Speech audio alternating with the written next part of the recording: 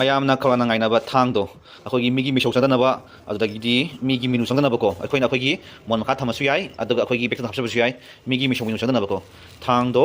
lae aduna hana order tawgi bagai loina ba khaibiro ngakpiyu lanjare thengan bagi courier kangbudo pura kino thangji india tour tawruga lai ni ko igida waru biba yade lobiro han order tobi han lobiro adu order tawda bagai duna su adum lobiyu sina akhoi gi rose quartz jibu coin ko akhoi gi nupi nupa da piro share nupa nupi da piro share natraga ai gi leijara ga dum bekta hapsu share akhoi love nungsi nungo relationship ta men man ta daba sum imung manung sum nungai na taba ko adu gi hakchang da seng da clear oi daba isani sabu nungsi bang ngamja daba ko habadi nungsi ba haibasi dagi yamna fatna leiba ko wakal clear oi daba nungai taba ko dum sina ba yare online da di samaina pi yam tangi ko ai gi da di lupa 200 rupees only mayam order to biro si jina akhoi gi maru oina nupi gi akhoi gi anklet akhoi gi khong da sinaba adu ga dum khangde kutta dum sira yare ma mai sining ba ko apam pam mong sina yare adu akhoi gi lan tangna ba pai right yaure adu dagi di clear quartz saksang clear oina ba yaure citrin daw yana ba negative nga thokna ba yaure tiger icon na ba yaure green adventure yaure samai toraga sembani ko online da di yam tangi ko saina pi bani ai gi di 250 rupees katang mayam pamadi order to biro ai gi chana ba rasi brisik kumba danu singha ma gi chana ba rasi gi bese to lae hana book togi bagi su lakbiro adu anu book togi su yare adu ga hana book togi bagai do amta ningjang biro adu hana mars ha gi oina lupa chama pandang oiraga sigi selenite plate charging tongna ba mathanda charge sojo siju lemna haptoibo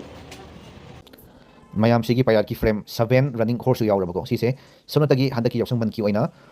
400 rupees da frame jim pirani selenite ki nung jim pirani aduga black terminal ki nung jim pirani selaki nung sina akoi atop atop crystal lady ba bracelet sina dum charge tawsaba mathanda auto charge tawsaba energy sim tokpako black terminal jim mi shong dana ba sigi humse combo oina 400 pirakani handaki mars khatangi oina aduga mathang april dagi di sigi combo da 700 pirakani ko aduna mayam la hawro si charge tawba lonbok mathai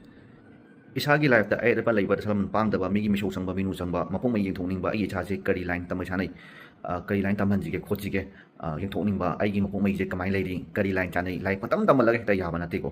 ado ai gi nupi angang nupa khatna ba angang yauda ba adu mapong mai na kari kai tami kamai leiri yeng thongning ba tananing ba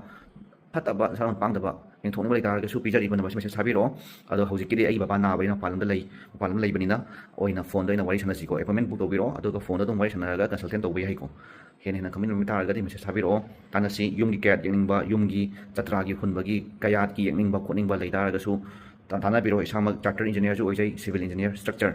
mtech ni ko adu na tanasi ado ga hen hen chakhat ba khunai uminasi kanglei pak manipur da thoi ba yang asi su taibong apuna lotion biraga afaba lambi da purapa oiresanu ko hen hen afaba minasi yafa minarase laitawa imung manung gi ju aina mapuda khurumjari